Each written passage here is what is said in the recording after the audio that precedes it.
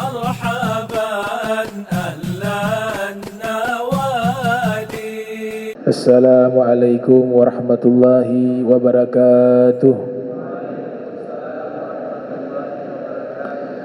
Innal hamdalillah nahmaduhu hamdan yaliku bi jalalih wa nasta'inuhu isti'anatan taliqu bi kamalih wa nastahdihi hidayata man aqarra bi 'azamatihi wa jalalih.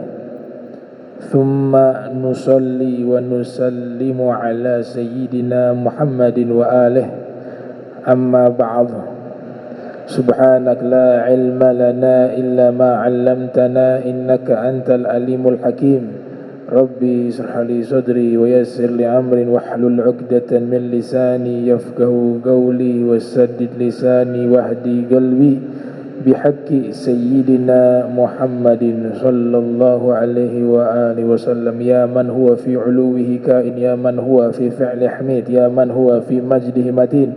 Allahumma akrimna binuril fahmi wa akhrijna min zulumatil wahmi warzuqna fahman nabiyyin wa hifdal mursalin wa ilhama malaikatil muqarrabin. Rabbana zidna ilman wa fahma wa akla ya akramal akramin bihaqqi sayyidina Muhammadin wa ala alihi wa sahbihi ajma'in.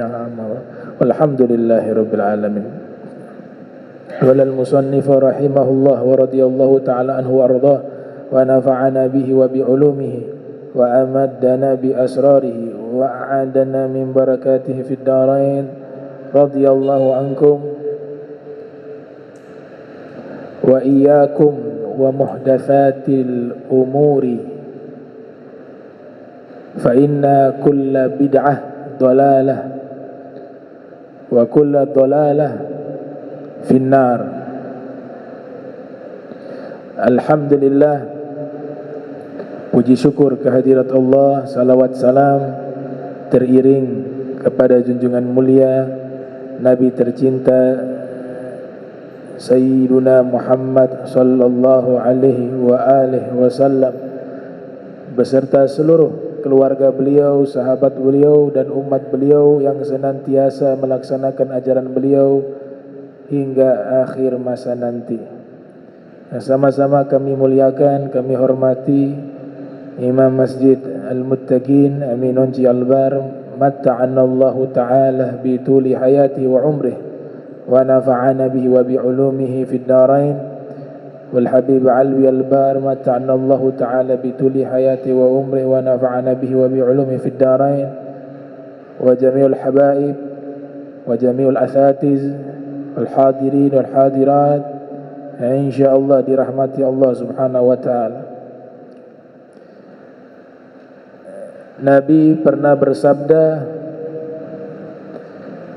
hati-hati atas diri kalian terhadap perkara-perkara yang baru.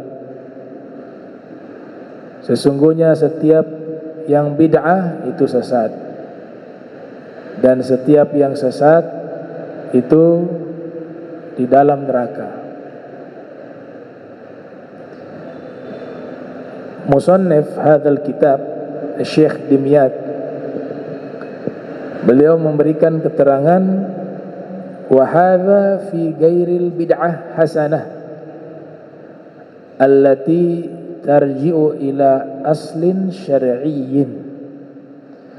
Yang dimaksud di sini selain bid'ah hasanah. Jadi beliau juga membagi makna bid'ah, ada yang baik, ada yang buruk. Selain dari bid'ah hasanah yang memang rujukannya kembali ke asal syariat. Jadi bid'ah hasanah itu bukan inovasi para ulama, akan tetapi hal itu merujuk kembali ke sumber utama syariat. Ya, jadi ada dalilnya.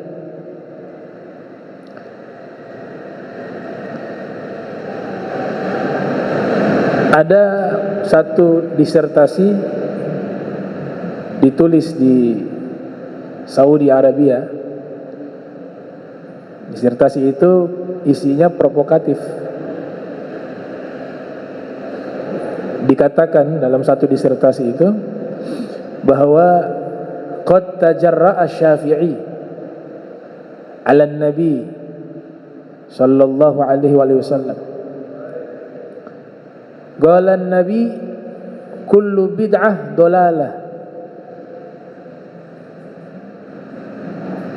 wa kana Syafi'i qad qasama bid'atain, bid'ah hasanah wa bid'ah sayyi'ah. Kurang lebih isi makalahnya begitu ya. Jadi ada salah satu tokoh ulama di Saudi Arabia menulis disertasikah itu atau tesiskah itu, seorang doktor ya, yang isinya kurang lebih seperti ini. Qad tajarra'a Syafi'i 'ala Nabi. Sungguh Syafi'i, enggak disebut imam ya. Sungguh Syafi'i telah berani melawan Nabi.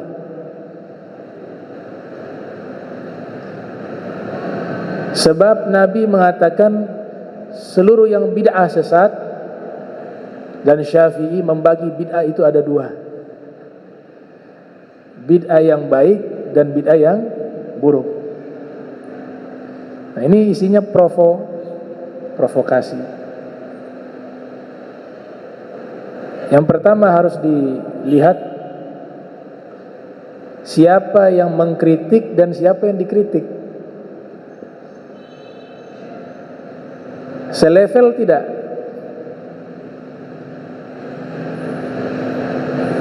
Yang mengkritik dan yang dikritik. Pertama harus kita lihat dari sisi keilmuan dulu deh. Apakah setara yang mengkritik Imam Syafi'i? Oh tentu ilmu Imam Syafi'i jauh di atas mereka. Dan ilmunya Imam Syafi'i sudah teruji keikhlasannya dengan bukti mazhab terbesar nomor 2 di dunia setelah mazhab Hanafi. Telah terbukti melahirkan ulama-ulama yang mengikuti mazhab beliau, baik dari kalangan ahli hadis, ahli tafsir, ahli fikih, ahli sejarah, ahli tasawuf, banyak nisbat ke mazhab beliau. Jadi dari sisi keilmuan yang mengkritik dan yang dikritik, ilmunya yang dikritik sebagai Imam Syafi'i jauh di atas yang mengkritik. Itu yang pertama. Yang kedua, kesolehan. Imam Syafi'i tiap malam tidur dibagi 3. Bukan tidur, waktu malam dibagi 3. Waktu ibadah, waktu menulis kitab, dan waktu belajar. Murid-murid Imam Syafi'i semuanya menjadi ulama besar. Cukup Imam Ahmad bin Hanbal menjadi perwakilan. Ini yang mengkritik muridnya siapa? Ada yang kenal? Yang kedua, Imam Syafi'i itu faham dalil lebih dalam, lah pencetus ilmu usul fikih beliau. Yang mengkritik belajar usul fikih lewat dari kitab-kitab Imam Syafi'i atau murid dari muridnya atau pengikutnya. Dan yang keempat, mana mungkin Imam Syafi'i melawan Nabi? Nah, Imam Syafi'i dari kecil itu sudah biasa berinteraksi dengan hadis-hadis Nabi. Waktunya diwakafkan untuk menghidupkan ilmu Nabi Muhammad SAW. Kok dibilang melawan Nabi? Jadi salahnya di mana? Salahnya di pemahaman. Hadisnya benar, bunyinya seperti itu, tapi pemahaman yang mengkritik Imam Syafi'i tidak sedalam Imam Syafi'i, tidak seluas ilmunya dengan Imam Syafi'i, sehingga memahami hanya sebatas teks. Kalau Imam Syafi'i bukan hanya teks saja yang dipahami, tapi kapan Nabi sabdakan hadis ini? Kepada siapa Nabi sabdakan? Tujuannya apa Nabi sabdakan ini? Ma'an perlafatnya itu apa maksudnya? Beliau pakar di bidang itu. Ini yang dalam ungkapan mengatakan kam min aibin qawlan sahiha wa afatahu minal fahmi saqimi. Berapa banyak orang yang menyalahkan pendapat yang benar sebab pemahamannya yang sakit. Nah, kayak begitu. Jadi ketika Imam Syafi'i membagi bid'ah itu dua, Imam Syafi'i sudah mengumpulkan semua hadis yang berkaitan tentang masalah itu. Tidak membuat pernyataan baru, apalagi sampai mengatakan melawan sabda Nabi Muhammad sallallahu alaihi wasallam. Beliau faham yang dimaksud bid'ah di situ yang tidak ada rujukan di dalam syariat. Makanya di hadis yang lain jelas Nabi katakan man ahdatha fi amrina hadza ma laysa minhu fahuwa raddun. Siapa yang mengadakan satu perkara baru di dalam urusan agama kami yang falaysa minhu, yang tidak ada rujukan dalam syariat kami, fahuwa raddun. Ada kata minhu kembali kepada aslun syar'iyyun.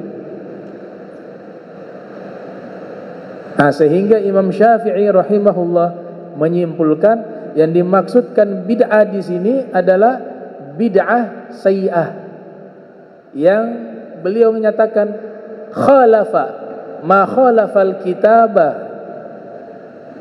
au sunnah au ijma' al ulama fahuwa bid'ah sayyi'ah, atau kama qala ma khalafa al-kitaba au as-sunnah au ijma' al-ulama atau ijma' as-sahaba fahuwa bid'atun sayyi'atun, yang artinya segala sesuatu yang menyelisihi Al-Quran atau sunnah Nabi atau kesepakatan para ulama, maka itulah yang disebut dengan bid'ah sayyi'ah. Nah, itu pernyataan Imam Syafi'i. Dan pernyataan Imam Syafi'i ini juga dikuatkan oleh pernyataan Ibnu Taimiyah. Ibnu Taimiyah ternyata membagi bid'ah juga. Dalam kitab beliau ya, Dzar'ut Ta'arud atau Dar'ut Ta'arud. Dalam kitab beliau itu beliau mengatakan bid'ah terbagi dua. Ada yang membagi bid'ah itu 5. Ini kalau musannif di sini membagi bid'ah sampai 5 jenis bid'ah. Imam Nawawi juga membagi bid'ah. Al-Hafiz Ibnu Hajar Al-Asqalani juga membagi bid'ah menjadi beberapa bagian. Dan banyak ulama lintas mazhab, baik mazhab Maliki, mazhab Syafi'i, mazhab Hambali, mazhab Hanafi. Ada ulama-ulama di kalangan 4 mazhab yang jumlahnya banyak juga membagi-bagi bid'ah, karena mereka memahami hadis tersebut bukan sebatas pemahaman tekstualis teks, tapi mereka juga paham secara kontekstual, mafhumun mantuk, kata Imam Syatibi. Nah, sehingga di sini jelas dikatakan aqsamul bid'ah, pembagian bid'ah. Innal bid'ata tanqasimu ilal ahkamil khamsati. Sesungguhnya bid'ah dia terbagi hukumnya menjadi 5. Ini menurut pengarang kitab Al-Jawahir Al-Lu'luwiyah, namanya Syekh Al-Allamah Al-Faqih Muhammad Ibn Abdullah Ad-Dimyati Asy-Syafi'i, wafat tahun 1331 Hijriah, 1331 Hijriah. Ya. Kalau saudara-saudara kita yang lain yang tidak asing dengan hadis ini hanya melihat secara teks, sehingga mengatakan pokoknya yang baru salah semua, bid'ah gitu. Kemana ilmu lughah? Kemana ilmu usul fikih? Kajian seperti ini bukan kajian hanya 1 hari 2 hari, butuh berjilid-jilid kitab. Tum tahu kata kullu saja, kata kullu di lafaz kullu bid'ah itu ditulis satu kitab khusus membahas kullunya, kullu, belum bid'ahnya, masih kullunya. Ditulis oleh Imam Taqiyuddin As-Subki, judulnya Ahkamul Kull wa ma alaihi tadul. Itu baru ilmiah. Secara bahasa kullu itu apa? Apakah kullu ini artinya semua secara mutlak? Kalau itu yang dipakai, semua kullu artinya secara mutlak, keseluruhan, tanpa terkecuali, maka akan jadi problem di dalam Al-Quran yang menyatakan kullu nafsin dha'iqatul maut, setiap yang berjiwa, nafsin, pasti merasakan kematian. Allah termasuk dong, karena Allah di hadis qudsi atau di hadis yang Nabi sabdakan, Allah Ta'ala berfirman, man dzakarani fi nafsihi dzakartuhu fi nafsi. Siapa yang mengingatku, kata Allah, di dalam dirinya, maka aku mengingat dia di dalam diriku. Jadi Allah juga nafs. Allah juga sebut dirinya adalah nafs. Kalau pemahaman kullu secara mutlak, yang namanya kullu pokoknya semuanya deh, maka ayat tersebut juga berlaku, Allah juga akan merasakan kematian. Nauzubillah min zalik. Jadi kullu nafsin dha'iqatul maut, ternyata ada kecuali. Kecualinya tidak termuat di dalam firman, tapi dalam kajian keilmuan. Setiap yang berjiwa pasti merasakan kematian, kecuali Allah tidak. Jadi kata kullu tidak berarti mutlak semua. Nabi Ibrahim dalam Al-Quran diperintahkan hancurkan kullu, sebutkan jibal, gunung-gunung. Ya, gunung-gunung yang ada di daerah Nabi Ibrahim, bukan seluruh gunung yang ada di dunia ini. Pakai kata kullu juga. Berarti kullu maknanya sebagian, seluruh tapi maknanya sebagian, hanya di situ. Nabi Khidir dalam kisahnya dengan Nabi Musa disebutkan raja itu dia menghancurkan seluruh kapal-kapal. Kata seluruh hanya terbatas di wilayah tersebut dan hanya kapal-kapal milik golongan tertentu, tidak semua kapal. Padahal lafadznya menggunakan lafadz kullu. Nah, itu kajian kullu dibahas secara spesifik, secara rinci oleh Imam Taqiyuddin As-Subki dalam kitabnya Ahkamu Kull wa ma tadullu wa ma alaihi tadul, ya, Ahkamul Kull wa ma alaihi tadul. Belum bid'ahnya, itu ulama lain lagi bahas.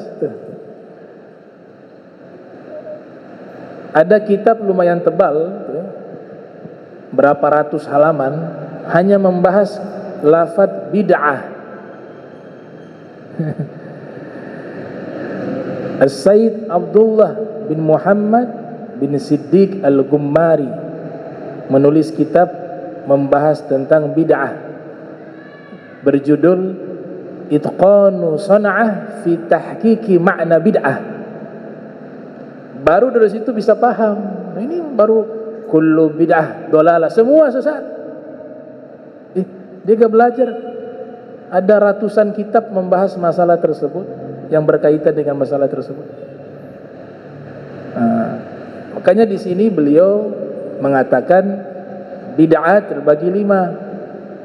Yang pertama di sini al-ula wajibah, bid'ah yang wajib. Bid'ah yang wajib. Jadi mengikuti sesuai hukum syariat. Ada wajib, ada mubah, ada sunnah, ada haram, ada apa lagi, makruh, ya. Ikut hukum syariat. Bid'ah yang wajib yang pertama di sini dikatakan katadwinil Qur'ani wasyara'i' idza khifa 'alaiha ad-daya'. Mengkodifikasi Al-Qur'an itu bid'ah yang wajib. Di zaman Rasul Al-Qur'an tidak dikodifikasi berupa satu mushaf seperti yang ada saat ini. Adanya di pelepah kurma ditulis, adanya di hafalan-hafalan, adanya di tulang-tulang hewan. Nanti setelah wafatnya Rasul, di masa khilafah Sayyidina Abu Bakar Siddiq, dipanggil beberapa sahabat yang ahli Al-Quran. Di antaranya ada Sayyiduna Zaid bin Thabit, ada juga Al-Imam Ali bin Abi Thalib, Abdullah bin Mas'ud, dan beberapa sahabat lainnya seperti Sayyiduna Ubay bin Ka'ab, yang mereka memiliki kredibilitas di dalam Al-Quran, baik hafalan, pemahaman, dan tulisan, bisa menulis. Dikumpulkan Al-Quran tersebut kemudian dikodifikasi menjadi satu mushaf. Apa sebabnya? Awalnya tidak kepikiran ke situ, tapi karena para penghafal Al-Quran yang hidup di masa Nabi dan masa setelah Nabi, mereka kan juga ikut berjuang di medan perang, jihad fisabilillah. Banyak penghafal Al-Quran mati syahid. Ketika mereka wafat, otomatis hafalan itu terbawa, hilang. Kalau ini dibiarkan, maka para penghafal Al-Quran semuanya akan punah. Al-Quran juga ikut punah, akan hilang juga. Maka beristihad, kalau begitu harus dikumpulkan nih, dikumpulkan menjadi satu mushaf. Ini bid'ah yang wajibah. Alhamdulillah, berkat istihad itu sekarang kitab suci ini sudah ribuan tahun diriwayatkan secara mutawatir, keasliannya terjaga, bahkan dihafal oleh jutaan manusia. Hebatnya banyak juga sekalipun tidak tahu artinya, tapi bisa menghafal dengan baik, itqanan, qawiyya, mu'jizat. Kitab suci mana yang bisa dihafal jutaan orang? Ya, bahkan anak-anak kecil banyak yang menghafal Al-Quran. Bahkan ada yang tidak tahu arti sekalipun ketika mendengarkan bacaan Al-Quran menangis, hatinya tersentuh. Tahu arti? Tidak tahu, tapi rasanya sampai ke hati. Ini mukjizat. Itu bid'ah yang wajibah. Belum lagi coba kalau kita telusuri, di zaman Nabi Al-Quran tidak seperti ini. Yang pertama, kalau kita perhatikan Makkiyah, Madaniyah. Makkiyah, wahyu yang Allah turunkan sebelum hijrahnya Nabi ke kota Madinah. Saya ambil pendapat itu karena ada 3 pendapat. Madaniyah, wahyu yang Allah turunkan setelah hijrahnya Nabi SAW ke kota Madinah. Sebagaimana keterangan dari Imam Jalaluddin As-Suyuti yang lahir 849 Hijriah, wafat 911 Hijriah, dalam kitabnya Al-Itqan fi Ulumil Quran. Siapa yang menetapkan Al-Quran ada tulisan Makkiyah, Madaniyah? Apakah Nabi? Bukan Nabi. Tapi siapa? Sahabat setelah Nabi Muhammad sallallahu alaihi wa alihi wasallam. Dan sahabat-sahabat yang menetapkan itu bukan yang hanya termasuk al-khulafa'u ar-rasyidun, karena nanti kan bisa berargumentasi, kan Nabi suruh ngikut mereka juga, ada hadisnya. Jadi kalau mereka buat, ya itu sunnah, karena Nabi sudah membuat legitimasi khusus kepada mereka. Tapi Makkiyah Madaniyah itu tidak semua yang menetapkan itu adalah al-khulafa'ur rasyidun. Banyak yang bukan termasuk al-khulafa'ur rasyidun, seperti Abdullah bin Abbas radhiyallahu anhuma. Dan itu tidak ada di zaman Nabi, Makkiyah Madaniyah. Tapi semua sahabat yang hidup di masa itu, generasi setelahnya tabi'in, setelahnya tabi'ut tabi'in, dan ulama salaf, ulama khalaf, semuanya diam dan tidak mengingkari itu. Kenapa? Karena mereka tahu itu tidak salah. Namanya ijma sukuti. Jadi kesepakatan itu bukan hanya ada pendapat, kami sepakat, tidak. Diam secara berjamaah tanpa mengingkari itu juga kesepakatan. Seandainya salah pasti akan dikritik.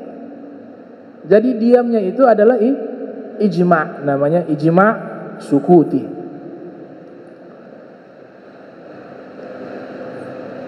Mereka akan mengatakan lagi, itu kan sahabat. Baik, harokat yang ada, fathah, dhamma, kasro, sukun, tidak ada di zaman Nabi. Bahkan titik tidak ada di zaman Nabi. Al-Quran di zaman Nabi tidak ada titik, tidak ada fathah, tidak ada dhamma, tidak ada kasro, tidak ada sukun. Oh, Al-Quran kalau model itu dipakai sekarang, kita gak ada yang mampu bisa baca. Yang ada titik saja, ada harokat saja. Banyak umat Islam yang belum mampu membaca Al-Quran. Sahabat-sahabat dan ulama-ulama tabi'in, tabi'ut tabi'in, mereka melihat Islam ini berkembang pesat dan tidak hanya berada di wilayah Jazirah Arab, tapi juga meluas sampai ke daerah-daerah Ajam yang mereka tidak pandai berbahasa Arab. Bahasa sehari-hari mereka bukan bahasa Arab. Seperti di Persia, seperti di Afrika, kesulitan mereka membaca Al-Quran tanpa titik, tanpa tanda. Untuk mempermudah, dibuatlah titik pertama kali. Siapa yang buat titik pertama kali? Abul Aswad Ad-Du'ali, murid daripada Al-Imam Ali bin Abi Thalib karramallahu wajha, dan atas perintah Sayyidina Ali bin Abi Thalib diletakkan titik. Oh, ada ba titik di bawah, ta titik 2 di atas, fa titik 3 di atas. Coba antum bayangkan kalau titik ini tidak, mana ba, ini ba apa ta apa ta? Kesulitan kita. Maka diletakkan titik. Bid'ah wajibah atau bid'ah mandubah, dia masuknya bid'ah yang sunnah, karena membantu orang untuk bisa mudah membaca Al-Quran. Ternyata sudah diletakkan titik. Ini sudah masa jauh nih. Abu Asad Ad-Du'ali bukan sahabat, tapi nanti bisa berargumentasi lagi, gak, itu kan gurunya sahabat. Sayyidina Ali kan khulafa'ur rasyidun, yang Nabi katakan ikutilah aku dan sunnah khulafa'ur rasyidin, termasuk Sayyidina Ali bin Abi Thalib. Artinya mereka bisa berargumentasi, ini masih sesuai perintah Nabi. Jadi mau tambah titik, diiyakan oleh Sayyidina Ali, sah. Maka muncul pertanyaan berikut, ternyata sudah meletakkan titik masih susah juga untuk membaca.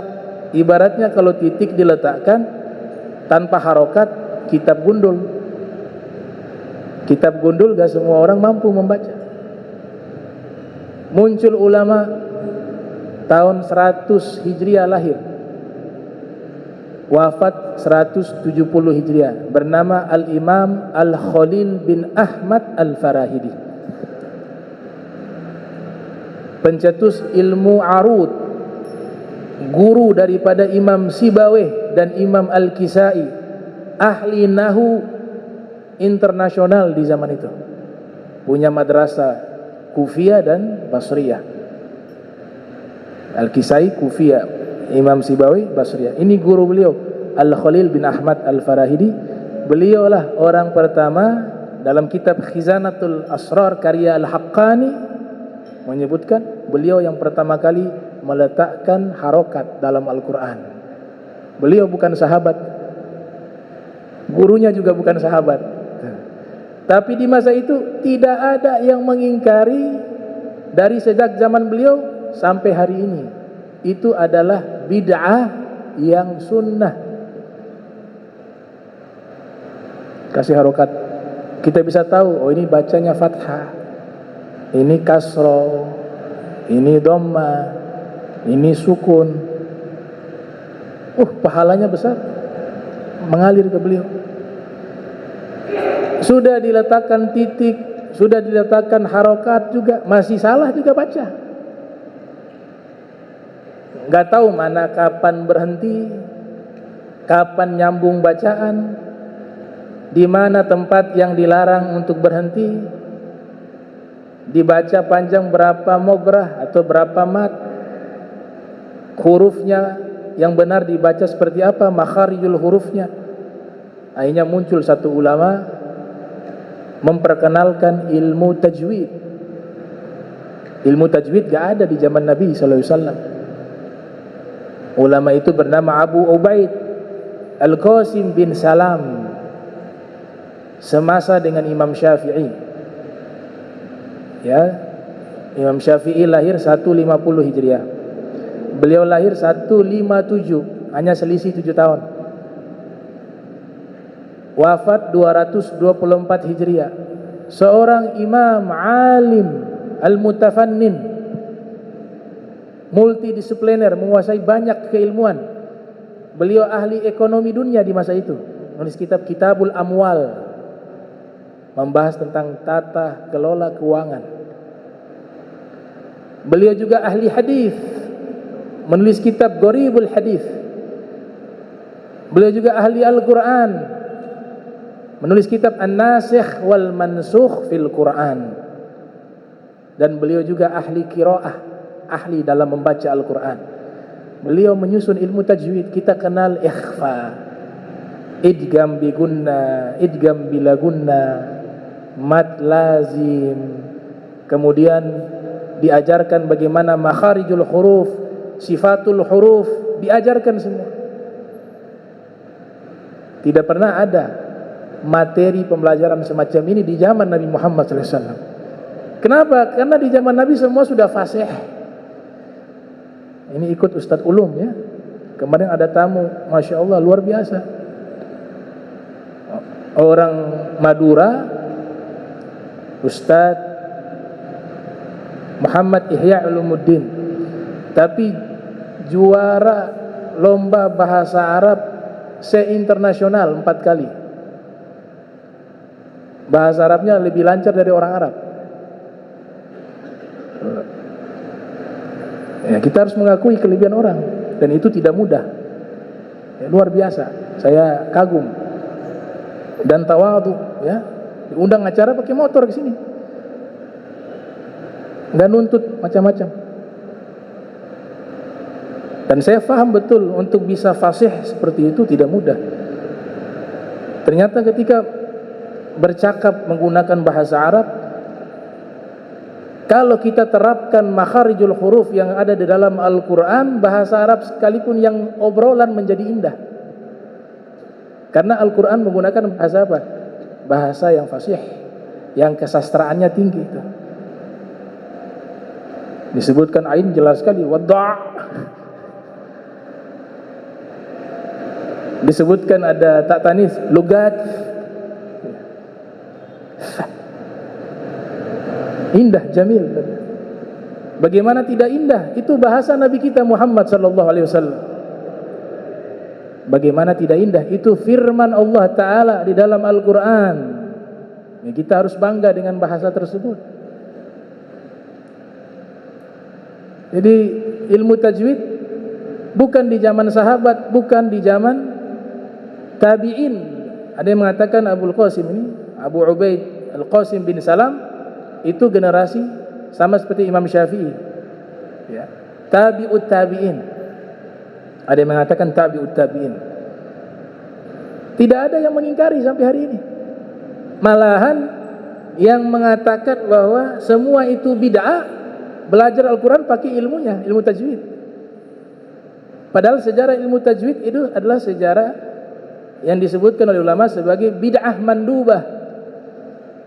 Satu ilmu yang tidak pernah diterapkan dan diajarkan di masa Nabi Muhammad sallallahu alaihi wa alihi wasallam. Ilmu syariat juga kata beliau. Praktek di zaman Nabi ada syariat, praktek di zaman Nabi ada bacaan Al-Quran yang benar dan seterusnya. Tapi untuk dijadikan satu bidang ilmu dengan namanya, dengan kaedahnya, dengan uslubnya, itu dilakukan di masa setelah wafatnya Nabi Muhammad sallallahu alaihi wa alihi wasallam. Ilmu fikih enggak pernah ada di zaman Nabi berupa ilmu fikih, praktek keilmuannya ada. Muncul imam-imam besar mereka. Imam Syafi'i menulis kitab Ar-Risalah yang jadi pijakan ilmu usul fikih.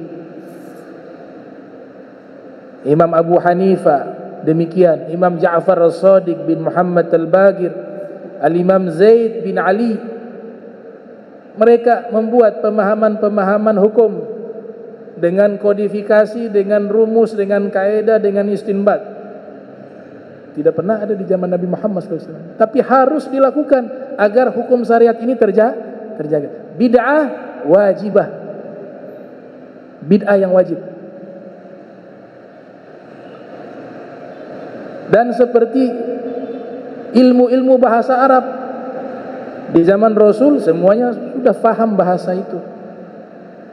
Karena bahasa Al-Quran itu, bangsa Arab ini kan banyak, sukunya banyak. Tapi antum tahu tidak bahasa Al-Quran ini menggunakan bahasa lahjahnya siapa? Suku Quraisy. Nabi katakan, igra'ul Quran biluhunil Arab, wa fi riwayah bilughah Quraisy. Bacalah Al-Quran menggunakan lahja bangsa Arab. Fi riwayah, bahasa Arabnya bahasa Arab suku Quraisy, kata Nabi.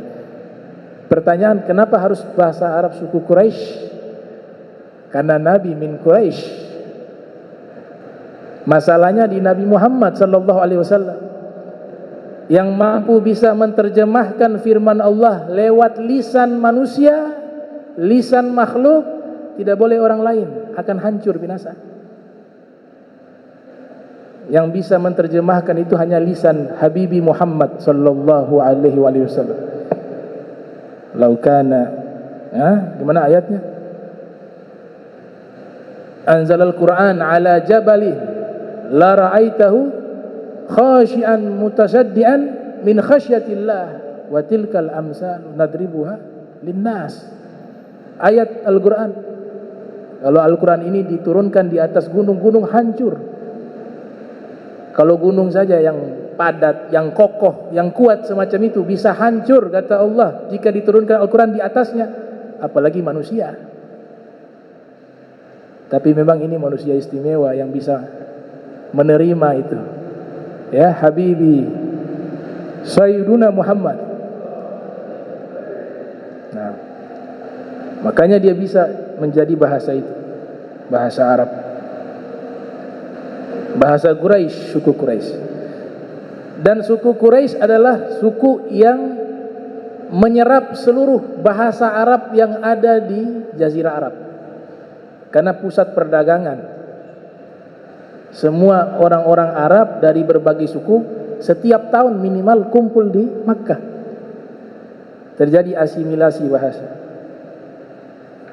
Bahkan ditelusuri bahasa-bahasa asing yang masuk ke dalam bahasa Arab.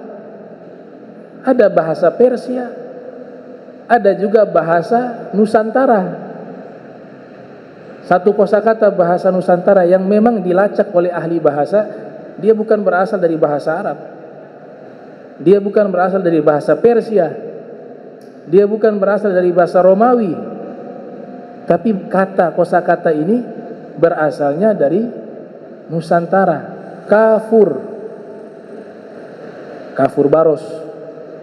Innal abrara yashrabuna min ka'sin kana mizazuha kafura, di surat Al-Insan. Penghuni surga kalau minum minuman surga itu minuman dengan campuran kapur, ya. Jangan dibayangkan kapur baros taruh di minuman, bukan. Dipinjam wanginya, terkenal wangi, tapi rasanya bukan rasa kafur. Apalagi kafur Pinang. Kafur yang dipinjam baunya yang wangi, itu minuman aromanya wangi. Itu dalam tafsir Sofwatut Tafasir di Syekh Dr. Ali As-Sabuni. Tapi tidak bertentangan dengan ayat yang mengatakan kami turunkan Al-Quran menggunakan bahasa Arab. Tidak bertentangan. Ada dua pendapat di kalangan ahli Al-Quran. Pendapat pertama menolak ada bahasa serapan. Semua di Al-Quran bahasa asli, bahasa Arab, gak ada bahasa dari luar. Tapi ada pendapat kedua, enggak, bahasa serapan masuk, tapi karena sudah cukup lama bahasa ini masuk, maka dia sudah menjadi bahasa Arab. Berkumpul di situ, pusat perdagangan, semua suku Arab berkumpul di situ. Bahkan pusat peribadatan di zaman itu. Ada Ka'bah yang diyakini sejak turun-temurun, sejak zaman Nabi Ibrahim sampai zaman Nabi kita Muhammad sallallahu alaihi wasallam. Maka bahasa suku Quraisy kaya akan kosakata, kaya akan kultur dan budaya. Maka dipilihlah bahasa tersebut menerjemahkan firman Allah Ta'ala, bahasa Al-Quran, ya. Maka bahasa Arab di masa Nabi secara otomatis mereka kuasai secara alamiah.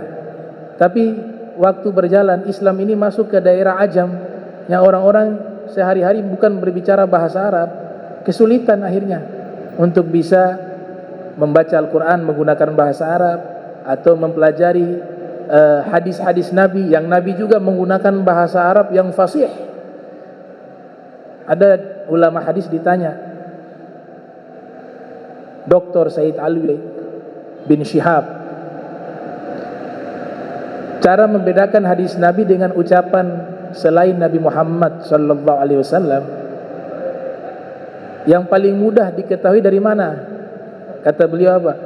Kalau ada riwayat panjang lebar, mutar sana mutar sini, itu bukan hadis Nabi. Ciri-ciri hadis Nabi singkat, padat, berisi, berbobot. Makanya kebanyakan hadis Nabi itu tidak panjang. Itu yang dibilang jawami'ul kalim. Ma qalla lafzuh wa kathura ma'nah.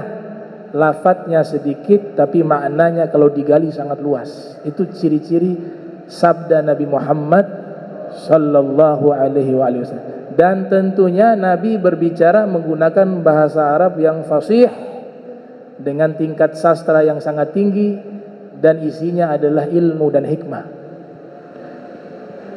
Al-Hafiz Ibn Rajab Al-Hambali menulis kitab Jami'ul Ulum wal Hikam. Khusus beliau kumpulkan hadis-hadis pendek Nabi tapi maknanya sangat luas. Jadi satu kitab tersebut. Baik. Nah, ini namanya belajar bahasa Arab, muncul ilmu namanya ilmu nahu, ilmu sorof, ilmu balaghah, ilmu bayan, ilmu ma'ani, ilmu badi, ilmu arud, ilmu kawafi. Khusus membahas bahasa. Tidak pernah ada di zaman Nabi sallallahu alaihi wasallam. Lagian mereka gak butuh, mereka sudah fasih. Mereka sudah secara alami mampu berbicara dengan bahasa Arab yang sangat sempurna. Tapi kan orang non-Arab, bahkan orang Arab sendiri pun kalau tidak mempelajari keilmuan bahasa tersebut di zaman kita akan sangat kesulitan juga. Maka ulama menyusun ilmu nahu, ilmu sorof. Ini bid'ah yang wajibah. bid'ah yang wajib. Untuk bisa memahami Al-Quran dan Sunnah tentu menggunakan bahasa Arab, maka wajib mempelajari ilmu-ilmu tersebut. Tanda kutip wajibnya kepada orang yang ingin memperdalam ilmu tafsir Al-Quran atau menjadi mufassir, wajib bahasa Arab. Atau hadis Nabi, wajib, ya, wajib mempelajari ilmu bahasa Arab. Bagi orang yang ingin menjadi ulama ahli hadis, gimana ulama ahli hadis bisa bahasa Arab? Aib. Ulama tafsir Al-Quran gak bisa bahasa Arab, aib. Paling gak faham, belajar.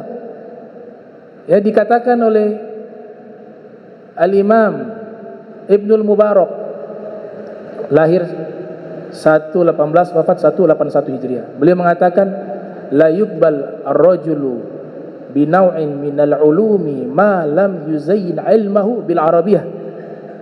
Tidak boleh diterima ilmu agama, terutama Al-Quran atau Al-Hadis, dari orang yang tidak pernah menghiasi dirinya dengan ilmu bahasa Arab.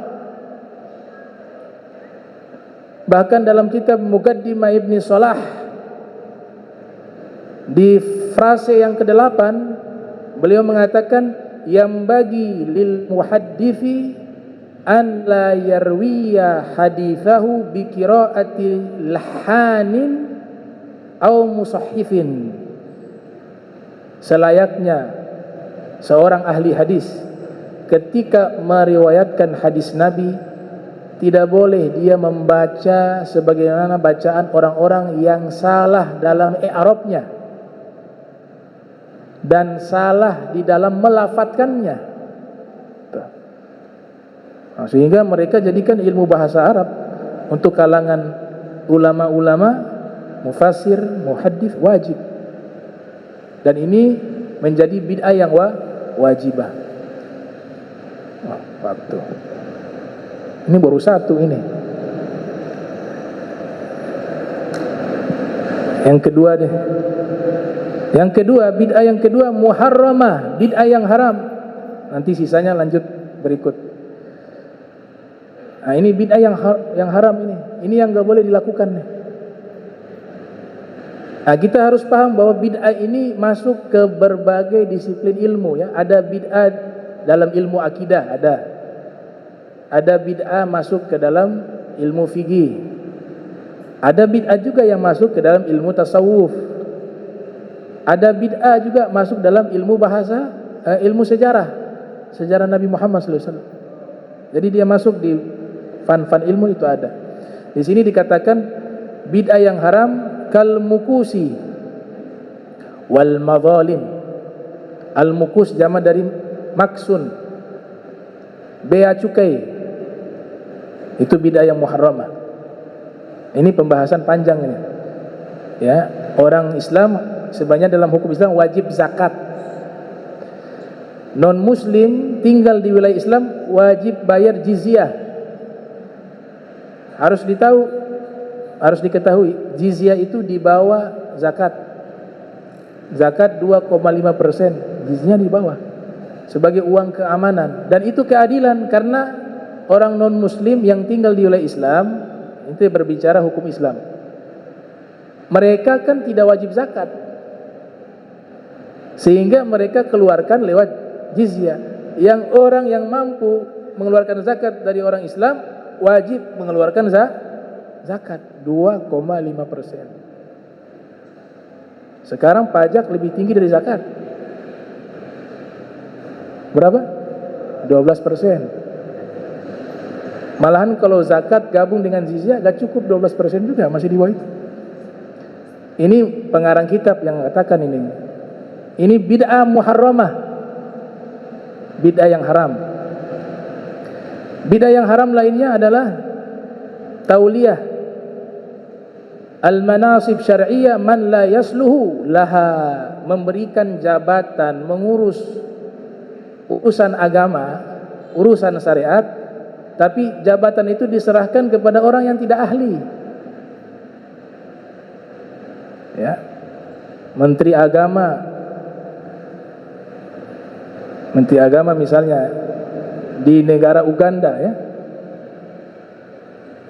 Dikasih menteri agama yang ahli di bidang perminyakan misalnya, tapi ngurusin masalah agama. Atau sebaliknya, yang di bidang agama dikasih jabatan di bidang bisnis dan ekonomi, padahal gak ada basic di situ. Kalau ada kemampuan silakan. Jadi memberikan jabatan bukan kepada ahlinya, itu intinya. Itu adalah bid'ah yang haram. Idza usidal amru ila ghairi ahlihi falyantadir sa'ah. Apabila urusan ini diserahkan kepada orang yang bukan ahlinya, maka tunggulah kehancuran, kata Nabi Muhammad sallallahu alaihi wasallam. Nah, bid'ah yang haram yang berikut ini berkaitan akidah. Al-ishtighali bi madhahibi ahli dhalali al-mukhalifina lima alaihi ahlu sunnah atau ahla sunnah. Sibuk mempelajari aliran-aliran akidah yang sesat yang bertentangan dengan ahli sunnah wal jamaah. Dia belajar tentang akidah-akidah menyimpang, Mu'tazilah misalnya, akidah Jabariyah, Jahmiyah,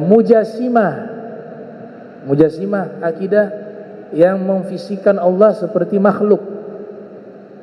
Allah punya mata, Allah punya hidung, Allah punya mulut, Allah punya tangan, Allah punya kaki, Allah punya betis, Allah duduk, Allah berjalan, Allah naik, Allah turun. Dia pelajari itu, memperdalam. Sedangkan tidak punya basic yang kuat, ya bisa menjadi rusak dia. Pelajari dulu akidah kita, kuatkan dulu akidah kita. Tidak perlu harus mengambil pendapat-pendapat akidah yang menyimpang.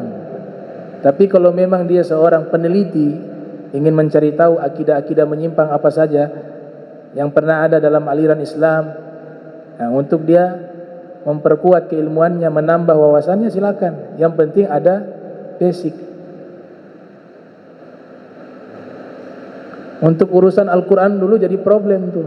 Makanya muncul namanya ilmu kalam, ilmu yang membahas firman Allah. Kalam kan artinya firman. Di masa Imam Mazhab, di masanya Imam Syafi'i, di masanya Imam Ahmad, pemerintahan Daulah Abbasiyah, salah satu tokoh khalifah mendukung pemikiran Mu'tazilah yang menyatakan Al-Quran itu makhluk. Sedangkan ulama-ulama ahli sunnati wal jamaah berkeyakinan Al-Quran bukan makhluk, sebab Al-Quran itu kalamullah. Kalamnya Allah itu adalah sifatnya Allah, sifat mengikuti yang disifati. Yang disifati maha kekal, maka firman juga maha kekal. Kalau Al-Qadim maha kekal, gak ada awal, maka firman juga tidak ada awal karena mengikuti Allah. Mu'tazilah enggak, makhluk, Allah ciptakan. Al-Quran diciptakan. Mujassimah lebih parah lagi. Enggak, bukan. Allah ngomong bahasa Arab, bicara pakai bahasa Arab. Ada lidahnya, ada mulutnya, ada bibirnya. Keluar dari jauh, ada rongga yang mengeluarkan suara. Itu Allah berbicara, jadilah Al-Quran. Ahli sunnah di tengah. Al-Quran bukan diciptakan, tapi firman Allah. Dan Allah ketika berfirman, bila harfin wala sautin, tanpa huruf, tanpa suara. Terus bagaimana? Itulah Allah. Beda dengan makhluk. Makhluk berbicara, ada huruf, ada suara. Mengamalkan firman Allah, laisa kamitslihi syai'un. Tidak ada sesuatu yang serupa dengan Allah. Kalau mengatakan Allah berbicara, keluar huruf, keluar suara, sama seperti makhluk. Maka ahli sunnah wal jamaah menegaskan Allah berfirman, tapi bila harfin wala sautin. Terus cara berfirman, berkata, berkalam tanpa huruf, tanpa suara itu bagaimana? wallahu alam, itu ilmunya Allah. Kita punya akal gak sampai di situ. Nah, jadi kalau Mujassimah, Allah berbicara bahasa Arab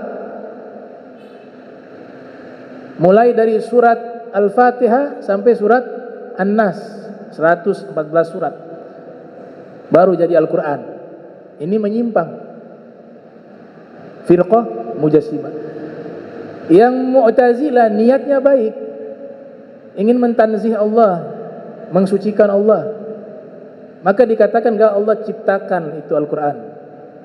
Ciptakan langsung jadi bahasa Arab. Dalam satu riwayat mereka, ada satu pohon Allah ciptakan, pohon itu yang mengeluarkan firman, sehingga pohon itu berfirman dari surat Fatihah sampai surat An-Nas, jadilah Al-Quran. Ahli sunnah wal jamaah selalu berada di tengah tawassut. Allah Ta'ala tidak menciptakan Al-Quran, dan Allah juga tidak berbicara bahasa Arab dengan huruf dan suara. Makanya saya pernah dapat riwayat dari Imam Ja'far As-Shadiq bin Muhammad Al-Baqir yang lahir tahun 83 Hijriah, wafat 148 Hijriah, dalam kitab Al-Farqu Bainal Firaq karya Syekh Abdul Qahir Al-Baghdadi, beliau mengatakan kalamullah laisa bi khaliqin wala makhluq. Kalamullah laisa bi khaliqin wala makhluq. Firman Allah bukan Tuhan, bukan sang pencipta, dan firman Allah ini bukan juga makhluk. Maknanya apa? Sifat. Al-Imam Ali Ridho mengatakan man qala al-Quran makhluk faqad kafar. Siapa yang berpendapat Al-Quran itu makhluk, maka dia telah kafir. Al-Imam Ali Ridho. Dan ini ucapan imam 4 madhab juga, Imam Abu Hanifah, wal Imam Malik, wal Imam Syafi'i, wal Imam Ahmad, wa ashabuhum, dan ulama-ulama setelahnya. Nah, ini contoh ya, contoh bagaimana bid'ah yang disebut bid'ah yang haram tadi. Tuh, insyaallah kita lanjutkan pertemuan berikut. Allahumma jam'ana hadza jam'an marhuma wa tafarraqana bi tafarrukan ma'suma wa la tajal minna wa la minna syai'an mahruma. Subhanaka bihamdika asyhadu an astaghfiruka wa atubu ilaik. Wa sallallahu ala sayyidina Muhammadin wa ala alihi wa sahbihi wa barak wa sallam. Walafu minkum wassalamu alaikum warahmatullahi wabarakatuh.